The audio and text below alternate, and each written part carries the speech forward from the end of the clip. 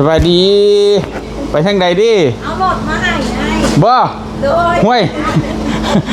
คือดีแท้ได้บ่พี่นิ่มเนาะเก็บเสียงดีแห้งดิ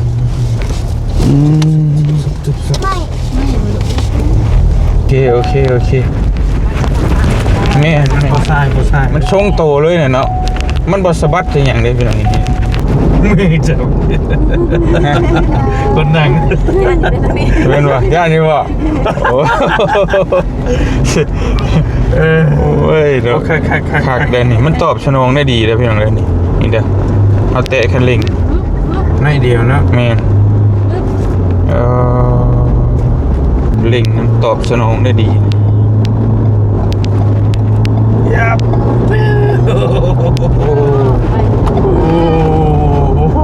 พวงมาลัยคักบ่แบบอันนั้นมันสีนักนั่นเองเนาะนึบน้ำเดียวอ่ะคักแบบ อันนี้คือคักโอ้สุดยอดพี่น้อง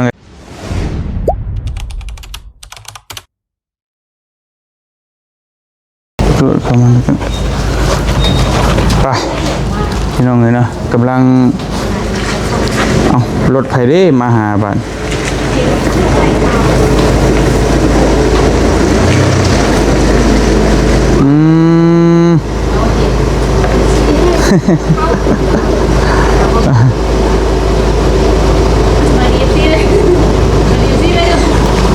แขกมาเฮือนพี่น้องเนาะสบายดีไปทางใดดิเอารถมาให้บ่โดยห่วยคือดีแท้โอ้อะไรก็เอามาให้ทดลองไงเอามาให้ทดลองโอ้ยเดี๋ยวเอามาให้ดีรอได้พี่น้องเนาะโอ้ยสบายดีโอ้ป้าคือมาหลายคนแท้บ่สบายดีเด้อโอ้ยเนาะได้ข่าวเลยอยากมาบ่ทางกับไว้กันนั่นยากหลายพี่น้องเนาะเป็นได้ทางเข้ามายากบ่บ่ปฏิเสธเลยเพราะอยู่มอก็หนทางแม่นบ่พอดีโอ้พี่น้องเนาะตกใจเบิดเชลมาสิเอารถมาให้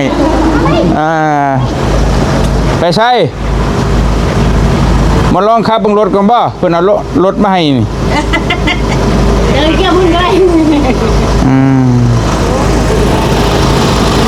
อยู่บ้านนี่เบิดทีมงานเขาจืดวันอยู่แม่นน้องชายว่าน้ำเสียงเลยแล้วหายคิดจะหายเลยโอเคพี่น้องเนาะพอดีอันน่ะทางเซลเพิ่นมาหาเพื่อนมาหยังก็เอารถมาให้ทดลองนะบ่โอ้เนาะคือเก่งใจเลยพี่น้องเอามาลองให้ลองขับเพื่อนเลยบ่นี่เขาจะอำนวยความสะดวกลูกค้าบอกว่าลูกค้าจะอยู่ไกลหรือว่าใกล้ไงสามารถบ่สะดวกเขาไปทดลองขับอีโซลูมกันเขาสามารถเอามาให้ทางเพื่อนได้โอ้ไกลก็นี่ก็ไปบ่นี่เฮ้ยโอ้ยมันเด็ดนะเชิญนั่งอันนี้ก่อนพี่น้องเนาะเดี๋ยวอันนั้นบอลลี่ก็มาพอดีสบายดีเด้อพอดีทางเซลเพิ่นเอารถมาให้ทดลองครับพอดีว่าทางเบาเตียงบอสะดวกเข้าไปในโชว์รูมนะตั้งเพิ่นก็นัดหลายเทื่อนัดแล้วนัดอีกพี่น้องเอ้ยบัดนี้ มาหอดเรือนเลยประมาณนั้นพี่น้องเนาะก็ลองกันบ่เนาะเรื่องเชื่ออนาคตมีบุญวาสนาเด้ลองเบิ่งแม่นโชว์รูมอยู่สวรรค์เท่านั้นเลยเลี้ยวเบิ่งตลอดอยู่เอาน้ำมาให้เพิ่นนะน้ำมาให้เด้อผ่านไปก็เลี้ยวเบิ่งตลอดอยู่เอาต้นแม่นครั้งแรกนะบ่เตียงเคยทดลองครับอยู่ในอันโชว์รูมหั่นเป็นไวท์เทคเนาะเป็นไวท์เทคแล้วก็ แม่นเป็นกระบะแต่ว่าเด้เพิ่นก็บอกอยู่เนาะรถทดลองขับเลยเอเวอเรสต์เป็นตัวเอเวอเรสต์เทนนะ เอเวอเรสต์เทนนี่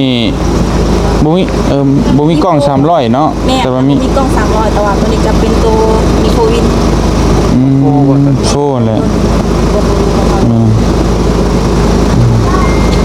แม่ขอใบตะดินแน่ใบตะดินหน้า อันนี้ไปเลย โอ้โยเอาใหม่บ่ได้เลยเอามาให้เพื่อนเลยจำ ให้เบิ่งด้านในได้ โอ้ยโดด เบิ่งชั้นด้านในได้จะเป็นบล็อกไฟฟ้าคู่ระหว่างคนขับกับผู้โดยสารจะได้เป็นบล็อกไฟฟ้าคู่ทั้งสองเลยพวงมาลัยไฟฟ้าแล้วก็มีตัวชักไว้อยู่ งามไปดิหิน เนาะ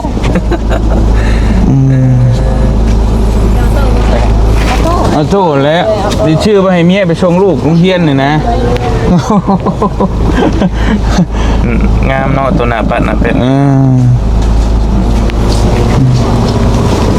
ลองมือได้ก็ได้บ่ ลองได้อะ ให้สิไปน้ำ ครับนอกไปน้ำ ไปน้ำคนหนึ่งก็ได้เดี๋ยวให้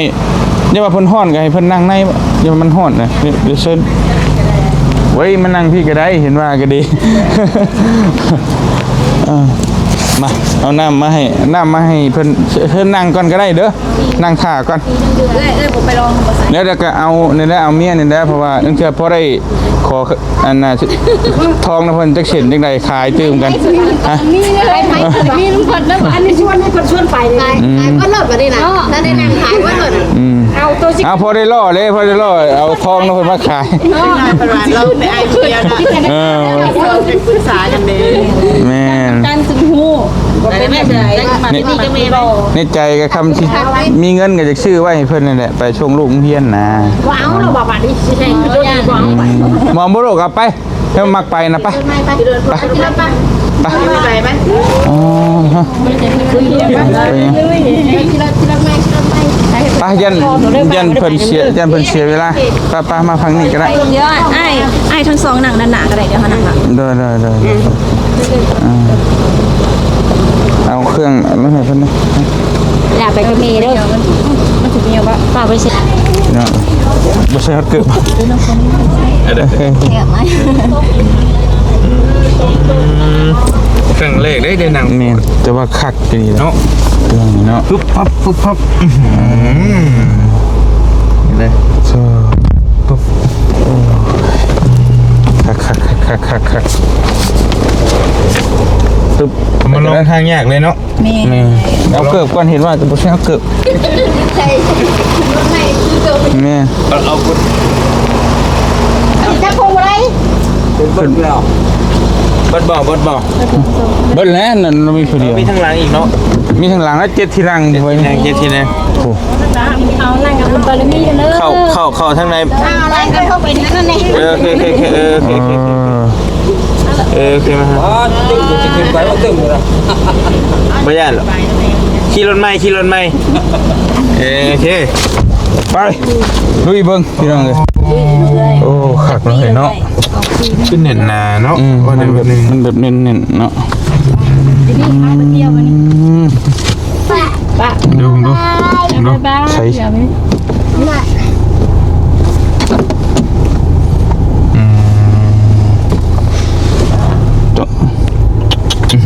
เสียง หักเนาะ เงียบเนาะ เงียบ เงียบเฮงเลย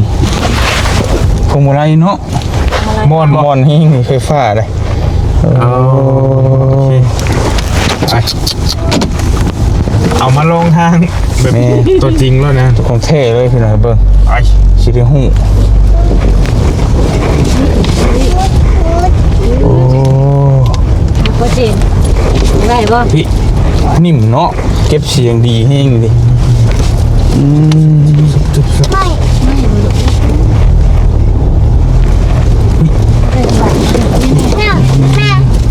เซลเพิ่น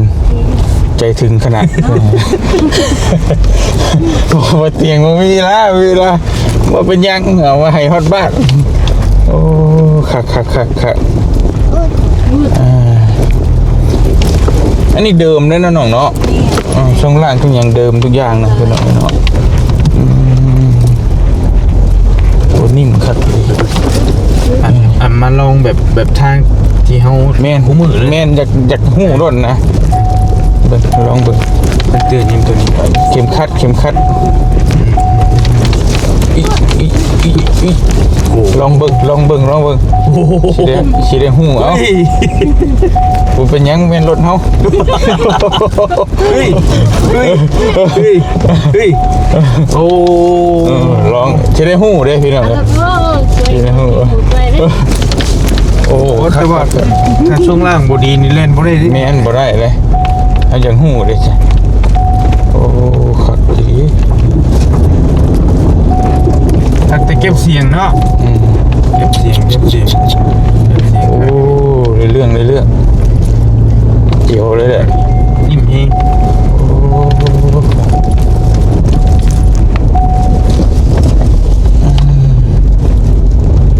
คักอีโอ้โธ่เก็บเสียงดีเนาะคักบ่ลูกคักบ่เจน โอ้นี่ นิ่ม ดี ยอมรับว่านิ่มคือเขาสิโค้มไปเลยได้อพี่น้องเอ้ยนี่เนาะอยากลองขับแบบนี้แหละในทางนะเขาสิขับโค้มไปเลยนะแต่ถ้ากระบะฮะนี่โอ้กระดิ่งกระรองจะสะบัด นี่มันโอ้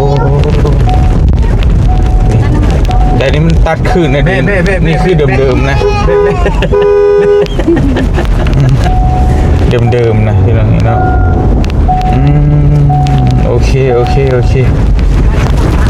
แม่ โคซ้าย มันชงโตเลยเนี่ยเนาะ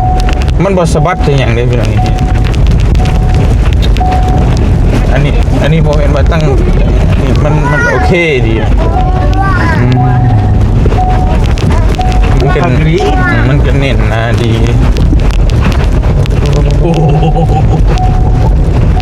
45ทางเข้าบ้านบ่เคยรถรถเฮามีแต่เช้าเดียว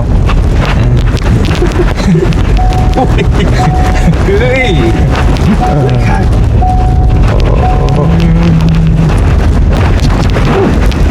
เดี๋ยวเลย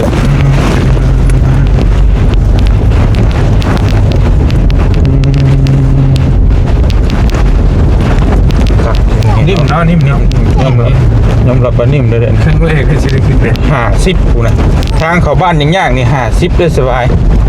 เดี๋ยวนี้เนาะโอ้แล้วมันบ่มีเสียงหยังเลยนะปอกแกกบ่มีเลยโอ้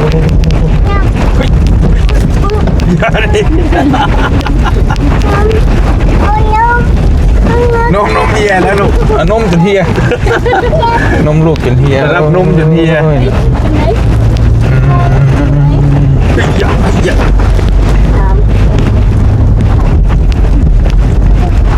อันนี้คือสภาพ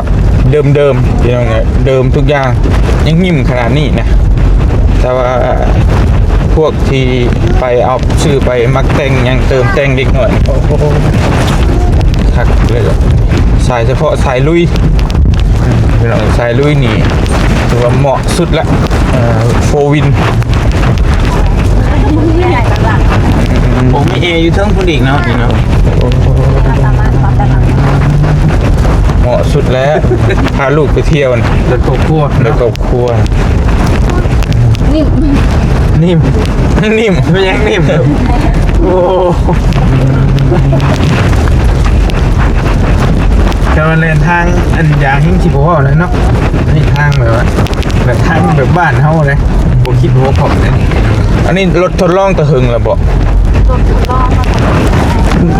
200,000 กิโลบ่หรือว่า20,000เนาะตาลาย แต่ว่ารถอันนี้เพิ่นกระคายแม่นบ่จับที่เห็นบางที่ก็โพดขายอยู่ เป็นไงไอ้ฮอดระยะแล้วเป็นแบบจะปล่อยออกเป็นช่วงอะไร โอ้ แต่ว่าราคาก็สิซื้อเนาะราคาก็ถือกว่ามื้อนึงอะนะโอ้ยคักเนาะ มันงามเนาะโซนนี้ ว่าจะเอาโต๊ะสปอร์ตจาก3.0มาลองให้เขานะมันเพิ่นเอาลงปักซี โอ้ เปิดโต๊ะแล้วก็เพิ่นเอาลงปักซีทั้งเพราะว่าเพิ่นมีงานเปิดโต๊ะอยู่ทางปักซีอะไร สำหรับ รับตัวอ้ายน่ะย่างบ่ได้เท่ๆน่ะย่างหน่อยต้องให้มีกล้อง300นะเนาะอันนี้มันก็เนาะ มีเนาะ แม่นแบบว่ามันยังอยากอันนี้นิดนึงนะรถSUV แต่บ่มีกล้อง300สิเด้มันก็อย่างน้อย เป็ ต้อน ง ตัวกล้อง300จะยัดมาเป็นตัวไทเทเนียมกับไวแทนให้ แม่นแม่นแต่ จะได้เป็นตัวของพัน ไทเทเนียมก็ อย่าขูดนิดนึงเดี๋ยวหน่อยเนาะแต่ตัวนี้ราคาเท่าไหร่ก่อนตัวนี้ ราคา72,000 72,000 แต่ว่าในช่วงเราก็มีโปร 72,000 โอ้รุ่นเท่าไหร่นี่จ้ะเอาตัวรุ่น มีโปรลดพิเศษแค่ มีรุ่นอยู่ ข่าวคันนี้เลยนี่เท่าไหร่นี่ยกตัวอย่างเป็นหู้ราคาหรือเปล่า ตัวขั้นถามว่าเป็นหลุดทดลองเอาผัดเพิ่นบ่ทัน อ๋อบ่ทันได้มีนั่นเนาะเพิ่นรุ่นเท่าไหร่ก่อนสมมุติว่าเอามือหนึงรุ่นนี่ ถ้าว่าเป็นมือหนึ่งราคา72,000ป้ายกับมีส่วนลดอยู่ส่วนใหญ่ รถเรือเท่าไหร่ เดี๋ยวเอาเบิ่งส่วนลด อ๋อ เพราะว่ามีโปรหลายช่วงนี้เพราะว่าจะเป็นราคาขาย3 ปี6,000 กิโลออกช่วงนี้ฟิล์มกันไทย ก็คือดี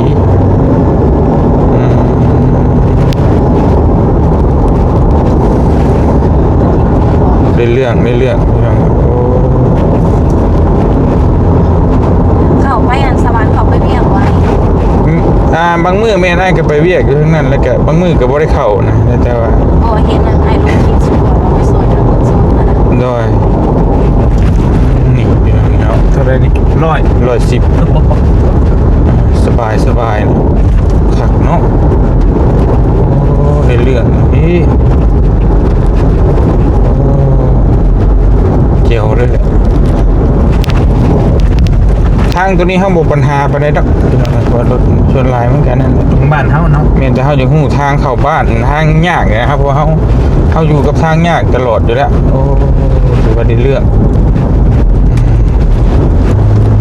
เวลาเร่งเซงอย่างฮู้อันนี้จัก 2.0 แต่ว่า แม่ใน2.0 ระบบปีกระบบหยังเนาะนึบดีอ่ะ โบโหดวนเนาะ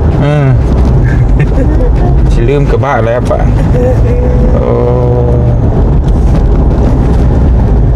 คักดีๆแล้วพี่น้องเนาะได้เรื่องเ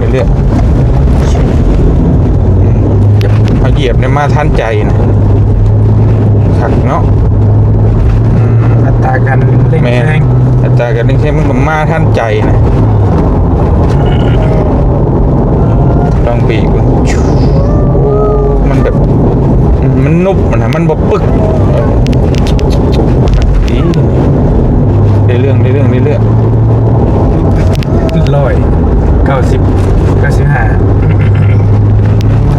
คัก มือจับคนนั่ง เป็นวะย่านนี่วะโอ้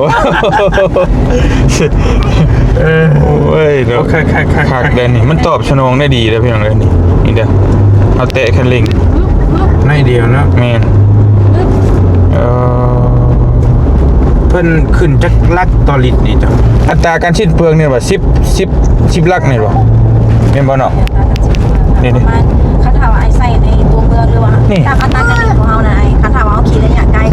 อยู่ประมาณ13-14 โอ้ ประมาณนี้ 13 14มันก็ซ้ำกันกับรถเฮานะ ถามว่าใส่ในตัวเมืองแต่อยู่ในเกณฑ์นั้นถามว่า มันเป็นออโต้ ระ ครับ ยะยาว แม่น จะประหยัดกว่าเลย แต่รถบ่เตียงเดี๋ยวนี้ก็ยังชิปมันขึ้นให้12นึงเด้ เพราะว่ามันลงหลายเนาะ ฮะ มันหล่นเลยเนาะ แม่น เพราะว่าเขาเล็งเป็นช่วงอะไร แม่น เรื่องกว่า แต่บ่เป็นอย่างนั้นได้10ขึ้นนี่ก็โอเคนะ ซุบซับนี่ นี่ โอ้โห นุ่มแห้งเลยเนาะ โอ้โหมันเหี่ยวแตกนะขอโทษ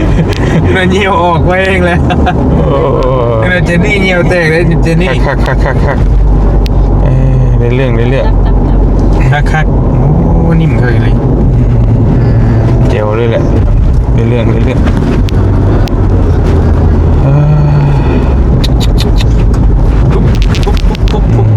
ยอมรับว่าคักเนาะเฮาก็บ่เคยลองจักเทื่อ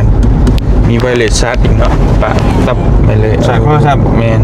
สายบ่ต้องป้าไปซื้อกระสาก แปะเลยนี่ เนี่ยแปะไปลงกวนโทรศัพท์เจ้า บ่ได้เอามา นึงโทรศัพท์ค่อยก็ได้ โอ้ ไวเลสชาร์จดิ ปุ๊บ เอา มันต้องเอาเครียดออก ปกติ คิดน้ำข้างนอกลอง iPhone ปึ๊บได้ข่าวแล้วเอ๊ะเลยสบายเลยคักแสงแบตแบบไล่สายเป็นสายก็มี USB ได้ Type C เลือกเอาคักแล้วพี่น้องเนาะ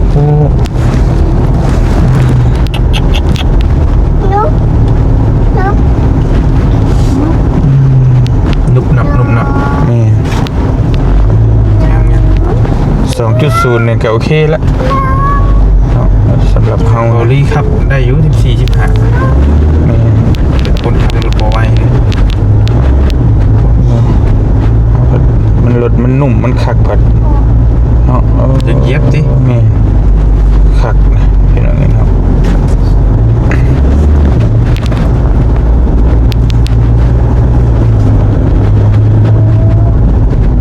มันเป็นออโต้แต่ว่ามันบ่อึดแม่นบ่ แม่มันบนหนึ่ง มันสิออกตัวได้ดี มันอยากน่วงตอนเฮากดบัตรเลขนิดนึงแล้วมันก็ดึกมาเนี่ยแต่ก็ได้อยู่เพราะว่ามันเข้าใจว่ามันจัก 2.0 เนาะจักน้อยแต่ตัวจัก 3,000เนี่ยมันสิตอบสนองดีกว่านี้พี่น้อง ฟงมาลัยนี่เอาเรื่องเลยเนาะ เรื่องแม่ครับ ครับ ได้เรื่องเลยแหละ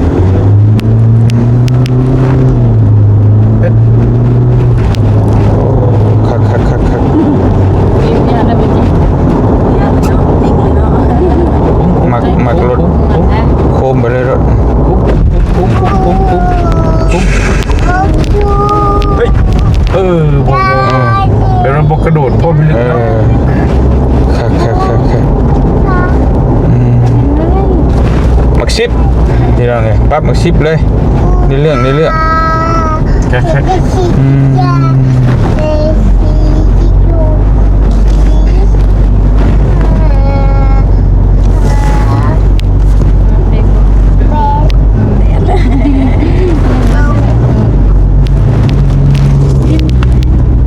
ทาวโวข้างหน้าพี่น้องเห็นเนาะ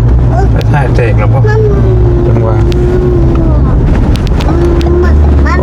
คักนี้คักกับเล่งมันตอบสนองได้ดียับ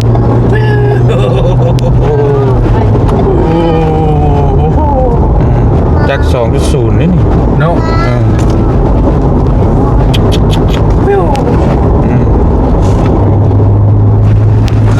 ลอยเลยเฮ้ย บริครับมึงบ่ นะ คนมึงบ่ บ่ได้แล้ว เอ้าเนี่ยเจ้าเคยขับเกี่ยวโต้แล้ว ยังอยู่ อันดีอยากลองเบิ้งลองเบิ้งสักครั้งเนาะติดใจเด้อ จะเบิ่งกระหู้เลยนะว่าคัดยันบ่เรื่องนี่นะรู้สึก เอ้าเบิ้ง มันได้สิได้สัมผัสใช่ไหมครับ ได้มีโอกาสมีอยู่ดีได้นะหาดิ เพลงอยู่เลยพี่น้องเนาะแต่ว่ามันก็นี่นะสมราคาแหละอ่ะ อันเลทอันเงินบาทเท่าไหร่เจ้าขอโทษ ฝากส่วนนี้นะ33.45ใส่เอาต่อเป็น3 ล้านบ่โอ้3 ล้านปลายเนาะ เหรียญนะแม่33.45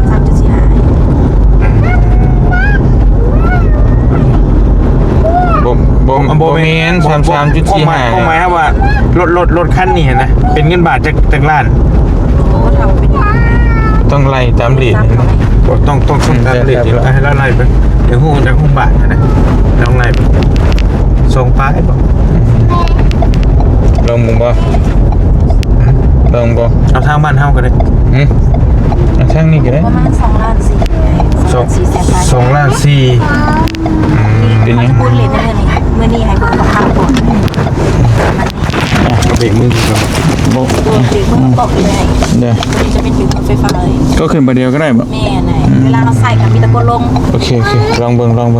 เดี๋ยวเปิดเฮ้ยเอาเลย แ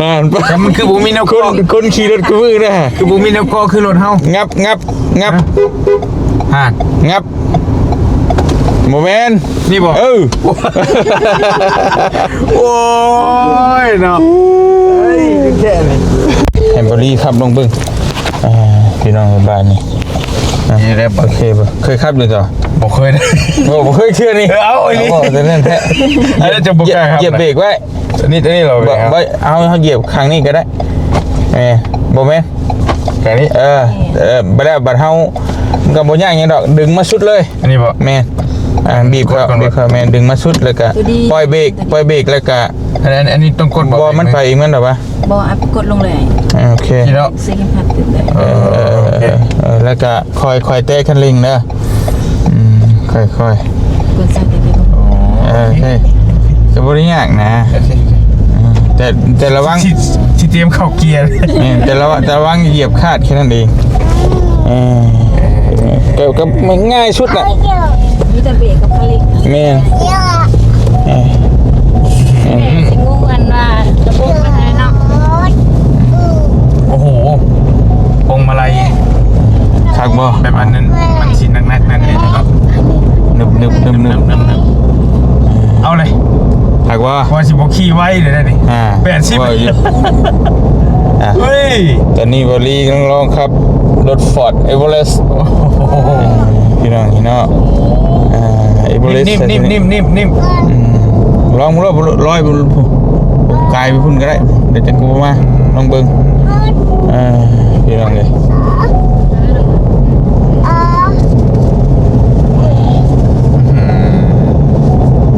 หักบ่ โอ้ เรื่องคมลองเบิ่งตุ่ม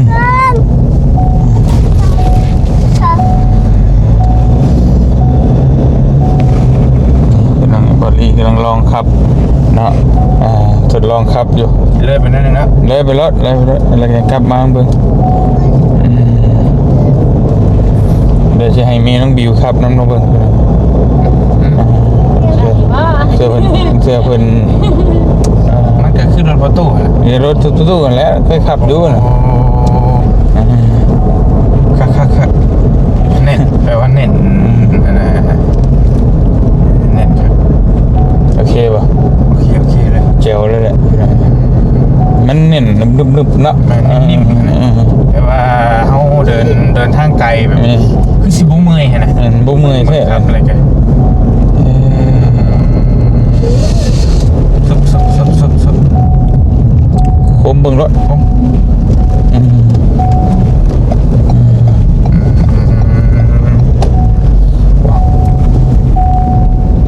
โอเคป่ะ โอเคเลยโอ้โหมอนยังคือมอน เอาบ้านครับอะไร ลองเบิ่งแล้วเจ้าเหยียบระเบิดเบิ่งป่ะนี่ระบบเบรกนี่ด้วยเบรกด้วยมันสิบอกค่ะ แม่มันบ่จะมันเป็นนึบมันคักยังไงเนาะ คงโตเรื่องเอาเลยเตะเดียว โอ้คักเรื่องโอ้เอาเลย คักบ่ ขี่ไปเวียงเลยแบบนี้เนาะ โอ้ไปได้เทพพุ่นสบายนี่ไปเทพนั่นเลย เอาเลยเนาะ จะเลิกไปอีกก็ได้แล้ววนมาเดี๋ยวจะให้มีน้องบิวขับเราบ่ฮะมาไปแล้วทางเข้าบ้านบ่ ย่านบ่ แล้วพอดีให้บอดี้ลองเลยก็ได้วนไปเลยไปวนมา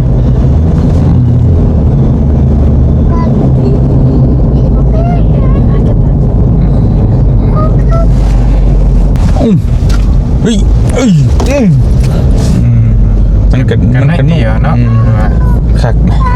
ไปพุ่นแล้วก็เกินกว้างๆครับมาแล้ว โบวินอยู่ น้องเบิ้งพี่น้องเนาะสบายเฟิร์น เย็นเนี่ยไอ้ทั้งหลังก็โคตรเย็นเลย ประมาณ30 อะไรก็ยาจะยัง แล้ว ยังหูว่ามันนุ่มมันนะมันนุ่มหมดเลยมันนุ่ม มันยิงครับ ครับ นี่ ส แหละ บายพี่น้องต่างกันปกติ โอ้มันเย็นอยู่เทิงเห็นไหม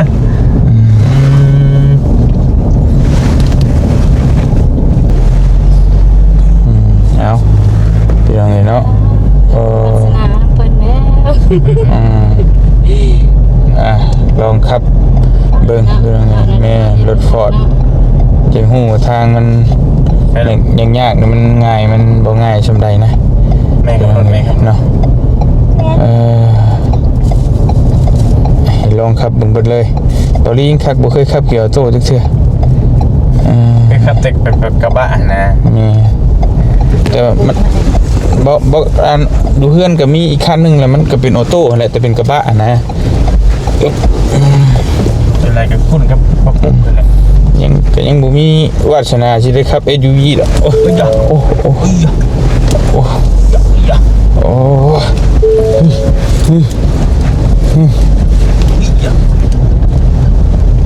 ประตูบ่เน็ตได้ฮะ ตัวเน็ตมาค้างครับบอก จะซิเมอร์เมนอยู่ เจ้าบ่ดิ บอกว่า เห็นเบิ่งเบิ่งเอ้ย จอดกันโอเคไปเลยพี่น้องคัก บ่ย่าน สายเดินทาง ได้เบิด โอ้ยให้อยากไปอันนี้นะ มีคำว่าย่าน รถให้ไปมาขี่รถลองเบิ้งนี่ต่างกันอยู่กับรถประตู ได้ ต่างกันหลายวะมันสินุบเ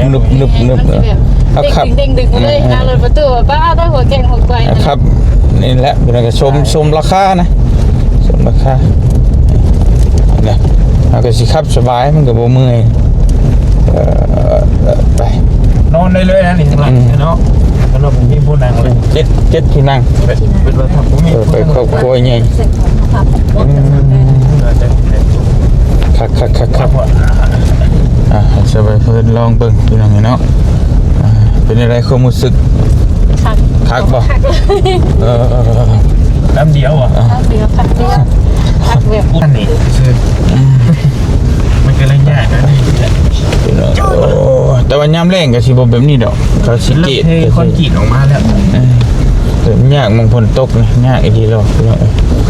ว้า คอนกรีตแล้วแล้วก็สบายแล้ว เทมาจากทางใน โดยเทน้ำ ก็ได้กิโลปลายนี่แหละ เล็กนิดหน่อยนะ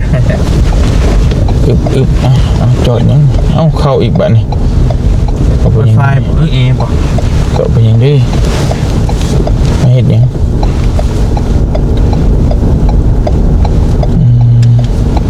กินแต่ในคลิปน่าจะเคยมาครั้งแรก แม่นบ่ เลย อันนี้ก็บ่แม่นเฮือนน่ะเป็นห้านไม่ใช่เฮือนในประเทศน่ะอยู่ในนี่ห้านแม่นอันนี้มาปลุกอันซื่อ เมืองไฟป่าจะบอก ไฟฟ้าบ่จอดไว้นี่ก็ได้จอดไว้นี่ก็ได้ยับปีกเลยบ่ไอ้รถยับปีกเลยบ่ ให้แล้วเขา ยับเข้าไปในเลยก็ได้รถน่ะขี้ฝุ่นเลยดิคักโอ้สุดยอดพี่น้องเลยเอ้าถือว่าโดยรวมเนาะพี่น้องเลยมาเบิ่งดูใส่โอ้บูเป็นออโต้บ่ ตัวไอ้ ฮะอ๋อ ตัวนี้จะเป็นตัวธรรมดา เปิดเบิ่งเช็ดคอใบตรีหน้าเราไปจำอยู่แล้วจะพาไปตู้ไปหาหมอยังสบาย เห็นเลยเนาะ มันสบายนี่นั่งนอนสบายเอ็นนอนได้เลยพี่น้องเนาะ ให้แม่ป่าไปเนาะ นอน เบาะทางหลังก็นอนได้เลยบ่คือรถกระบะเฮาเด้เจ็ดบนนั่งได้7คนน่ะไม่อ้วนทุกคนมาจะคันไปแต่ไม่อ้วน พี่น้องเห็นเนาะถือว่างามนะพี่น้องนี่ถือว่าการดีไซน์นี่เนาะเรียบรูดูแพงพี่น้องโซนข้างในถือว่าคักเลยแหละถือเลยเรื่อง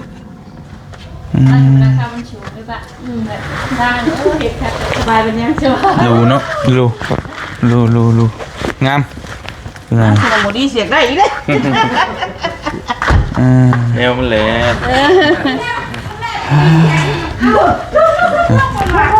ข้างหลังจะเก็บเครื่องเก็บของไว้ก็ได้เนาะเราจะไว้ของกับพับลงเลยเนาะโอ้เดี๋ยวเบิ่งเบาะข้างหลังก็เป็นไงเนาะนี่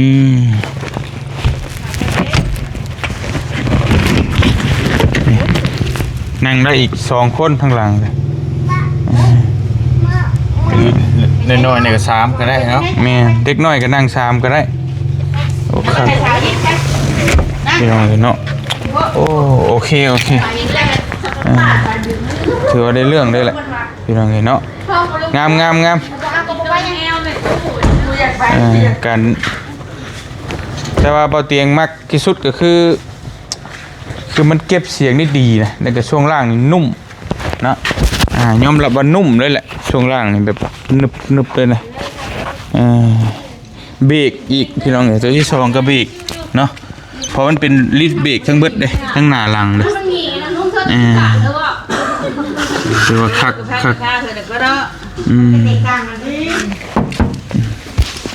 โอ้ยจะได้สิได้พี่น้องอยู่บ้านงามเนาะคักกระจังน่ะแต่ถือว่างามเบิดนั่นแหละใช่มาเฮ้ยมาเก็บมาซอยผู้ใดเส้นช่องเส้นถอดออกมานี่มาสอนออกมาเหมือนมาซอยมาเอาเราบ่ให้2ล้านเท่าไหร่ให้บ่พอไปได้2ล้านราคาเท่าไหร่ประมาณ2ล้าน4แสนปลายนิดนึงเนี่ย2ล้าน4แสนกว่าบาทแต่ว่าคันออกรถช่วงนี้เขาก็จะมีโปรโมชั่นและส่วนลดพิเศษให้ซื้อรถบอดี้ได้2คันพี่น้องแต่ก็สมเนาะสมควรแก่ราคานะสมราคาเพราะว่ามันจักสิว่าจะได้พี่น้องเนาะมันแบบมันต่างแต่กระบะโดยสิ้นเชิงเลยนะคักราคาคืออะไรแม่นทั้ง1นุ่ม2มานี่ก็เก็บเสียงได้ดี3มันนี่ก็เบรกดีแล้วก็มันบ่ทรายเนาะเวลาครับระบบช่วงล่างนี่ถือว่านึบเล่นไว้นี่ก็แบบมั่นใจนะพี่น้องเนาะเฮาขี่ไว้นี่ก็บ่เมื่อยถือว่าอัตราการเร่งก็ตอบสนองได้ดีเนาะแล้วก็ประหยัดน้ำมันพร้อมเฮาเดินทางไกลนี่ประมาณ10ปลายกิโลต่อลิตรนะแต่ปลายมันก็แล้วแต่ว่าเฮาเหยียบหรือบ่เหยียบแต่เฮาคอยไปมันก็ประหยัดรถเฮาก็เข้าใจอยู่แล้วเฮาเหยียบมันก็เปลืองเนาะรถทุกรุ่นก็แบบนี้เบิดคักพี่น้องเอ้ยยอมรับเนาะมาบ่อยากถ่ายรูปบ่จะเล็กจะน้อยมาถ่ายรูปใส่ห้อยก่อนพี่น้องเห็นเนาะจะเล็กจะน้อยจังติดหนีนะเพราะหนาจะเอามาเป็นหมวกได้ขี่รถพื้นที่เลยยังมีของแถมอีกโอ้คือดีแท้พี่น้องโอ้คักเพราะหนาจะเอาหมวกขอบใจเด้อพี่น้องเลยเนาะมีของแจกของแถมโดยได้ขี่รถเพิ่นน้ำมันเพิ่นยังมีของแถมอีกคักดีนี่ขอบใจหลายๆเนาะเดี๋ยวถ่ายรูปกับอันนี้เป็นก่อนกับรถก่อนพอได้นั่นพี่น้องเลยรถชุกรถนี้นะโอ้กระบะเราโพเนาะเดี๋ยวให้เบลลี่มวยรถพี่น้องเนาะธรรมดาคุณคือ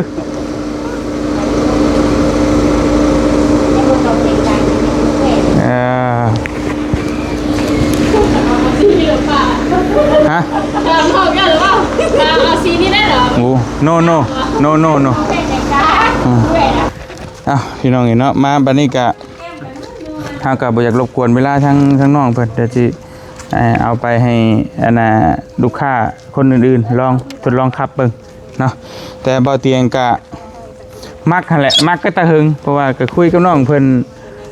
ก็ตะหึงนั่นแหละแต่ว่าก็รวบรวมเงินก่อนตอนนี้ก็เงินยังบ่เพียงพอบ่ตามตรงแต่ก็ช่วงนี้ก็มีปัญหาหน่อยนึงพี่น้องเนาะคือพี่น้องฮู้แหละช่องเชิงก็ถูกปิดแล้วก็ทางบ่เตียงว่ารอซ้ำอยากให้โตจักมาใหม่ตัวที่เป็นโซ่บ่แม่นสายพานนะตัวนี้มันยังใช้สายพานอยู่แต่ก็พอดีละเนาะเพื่อได้เงินได้คำเพื่อถึกเลขพี่น้องเนาะแต่ว่าน้องเพิ่นก็อัธยาศัยดีแฮงเอามาให้ลองขับฮอดบ้านพี่น้องเนาะบ่เตียงบ่มีเวลาไปโชว์รูมก็เอามาให้ฮอดบ้านด้วยทางก็ยากพี่น้องขอขอบใจหลายๆเด้อน้องเด้อเสียนกันให้โดยอันดับการท้ายๆนี่ก็อยากให้ทั้งน้องเพิ่นแนะนำตัวแล้วก็ฝากเนาะช่องทางติดต่อแล้วก็ผู้ใดอยากสนใจเรื่องรถฟอร์ดหรืออย่างต่างๆก็ให้น้องเพิ่นฝากไว้ท้ายๆนี่จับไมค์ก็ได้เดี๋ยวจับบ่ใส่ใกล้ๆปากก็ได้โดยเซลล์อ้อยเด้อเป็นที่ปรึกษาการขายรถฟอร์ดเนาะสำหรับลูกค้าท่านใดที่ว่าสนใจอยากทดลองขับหรือว่าสนใจรายละเอียดของรถเฮาแต่ละรุ่นสามารถสอบถามอ้อยได้เนาะที่เบอร์02077745115เป็นบนแอปบ่โดยเป็นบนแอปเบอร์โทรไอ้แม่ Facebook เด้Facebook กับเวียงสวรรค์สัญวงศ์เดี๋ยวเฮาฝากเบอร์ไว้ด้านล่างกับ Facebook ให้ติดแม่ได้พี่น้องติดต่อมาหาน้องเพิ่นได้เนาะขอบใจหลายหรือว่าซื้อบ่ว่าเนาะอยากมาลองขับลองหยังลองเบิ่งก่อนก็ได้แม่นพ่อให้คำปรึกษาแม่นเพราะว่าเงินพ่อบ่พอเพิ่นมีวิธีเนาะหรือว่าผ่อนแม่นเฮาสามารถผ่อนได้ทุกอาชีพเลยทุกอาชีพพี่น้องยุ่งยากบ่ในการผ่อนเอกสารนี่ก็ง่ายเอกสารง่ายสามารถสอบถามก่อนได้ถ้าว่าลูกค้ามีแผนอยากซื้อรถเนาะหรือว่าศึกษารถในช่วงปีนี้ปีหน้าสามารถสอบถามเฮาก่อนได้โอเคพี่น้องเนาะก็มีแต่รถทุกรุ่นทุกยี่ห้อเนาะพี่น้องเนาะทางบ่แม่นทุกยี่ห้อรถทุกรุ่นใน Ford ขอโทษพี่น้องก็ปรึกษาทางเชี่ยวอ้อยเพิ่นได้พี่น้องเนาะก็บริการดีพี่น้องเนาะเว้าจากระมวลคือบ่เตียงนี่ก็น้องเพิ่นบอกตลอดว่านั่นนี่รถรุ่นใหม่นู่นนี่มาแต่บ่เตียงก็บ่มีเวลาเข้าไปลองขับเบิ่งแต่น้องเพิ่นฮู้แล้วบ่เตียงว่าบ่เตียงน่ะมักรุ่นใดเนาะพี่น้องถ้าเป็น Ford ก็เป็นแรปเตอร์ตัวเป็นกระบะเป็นแรปเตอร์แต่ว่าตัวเป็น SUV นี่ก็นี่แหละมันก็มีแต่Ford Everest แต่ว่ามันก็มีหลายรุ่นเนาะแล้วแต่เฮาสิมีเงินกำลังฮอดมันซำใดพี่น้องเลยก็มีแต่โดยเด็ดก็มาเลยพี่น้องเลยขอบคุณขอบใจหลายๆเด้อน้องเด้อที่เอารถมาให้ลองฮอดเพื่อนฮอดซานพี่น้องเลยขอบคุณขอบใจหลายๆออกจากนี่แล้วสิไปใช้ต่อบัดไปหาลูกค้าเพราะว่านัดกับเพิ่นช่วง 3:00 4:00 ประมาณนี้โอเคพอดีเลยใช่นะพี่น้องเอ้ยกระสั้นกระสิบ่รบกวนเด้อขอบใจหลายๆเด้อน้องเด้อขอบใจเช่นกันแน่ขอบใจหลายโดยพี่น้องเดี๋ยวขอขายหน้ามูนหน้ามั่งก่อนเดี๋ยวสิไปอุดหนุนแต่ว่าก็นี่แหละพี่น้องเอ้ยเฮาก็เบิ่งไว้หลายเทื่อแล้วแหละตะโดนแล้วมุกขอบใจหลายมีของมาฝากมาต้อนพร้อมพี่น้องเนาะโดยโอเคเลยคนนั้นได้บ่อยบนแอปบ่ไปสแกนนั้นก็ได้เอาอันแรกพี่น้องอยู่บ้านนี่เอาผัวบ่อยู่เอาคนเมียแล้วบัดนี้อยู่นั่นแหละเงินอยู่พุ่นแล้วเงินยันผัวบ่ชื่อโอ้ยเมียจะได้เอาค้ำไปขายใช่แล้วบาดโอ้ยบ่ขายเพิ่นหันกับพ่อจะตีนมันจักเนาะทำมาข่อยกินนมแล้วข่อยนอนไปมีแต่นั้นนั่นแหละพี่น้องบ่เตียงก็สิขอตัวไปเวียกก่อนทางเซลฟอร์ดเอาอันรถ Ford Everest มาให้ทดลองขับแต่บ่เตียงก็แม่นคักมักตะหึงแล้วคุยกับน้องเพิ่นแต่ดนๆแล้วแหละแต่ว่าโดยความที่ว่าเงินค้ำนะเฮายังบ่พอ น้องเพิ่นว่าให้ผ่อนเอาก็ได้แต่บ่เตียงก็บ่จักผ่อนนะพี่น้องถ้าซื้อมันก็อยากซื้อสดเลยเนาะผ่อนมันก็บ่จักเป็นหนี้แหละว่าง่ายซะแต่ก็ได้สิรวบรวมเงินก่อนเดี๋ยวได้เงินแล้วจังสินี่แหละอยากเอาไว้เป็นรถครอบครัวพาลูกพาเต้าไปลิ้นนี่แหละพาแม่ไปห้องหมอหลักๆกันพี่น้องไปตลอดมันสะดวกสบายแม่มันนอนได้สบายเลยนั่นแล้วก็ไปให้เช้าไปเพิ่นไปส่งลูกโรงเรียนประมาณนี้แหละมันสบายเลยขี่ได้หลาย7คนพี่น้อง7ที่นั่งเนาะมันก็โอเคมีความปลอดภัยสูงได้ๆก็จังว่ากันพี่น้องเนาะขอมกขอบใจได้หลายเด้อโดยทางก็ยากก็ดอกเนาะมาฮอดเทือนฮอดซานไปนั่นแหละพี่น้องมีแต่เดี๋ยวได้เงินได้คำกันจังว่ากันเนาะมีแต่ลองครับลองเลยเด้อขอบใจเด้อน้องเด้อโดยมกขอบใจได้หลายมาฮอดหม่องฮอดบอนทางก็บ่เห็นง่ายโดยขอบใจโดยเดินทางปลอดภัยเด้อโดยไปเดี๋ยวเจอกันช่วงหน้าพี่น้องเลยในใดก็เก็บเงินอีกก่อนคือสิบ่ง่ายดอกเนาะช่วงนี้ก็ช่อง YouTube ก็ถูกปิดถึงหยังเดี๋ยวโฮมเงินอีกก่อนแต่ก็บ่พอเด็กๆน้อยๆก็พุ่นแหละสิไปขอน้ำเจ๊น้อยบ๊ายบายเดี๋ยวเจอกัน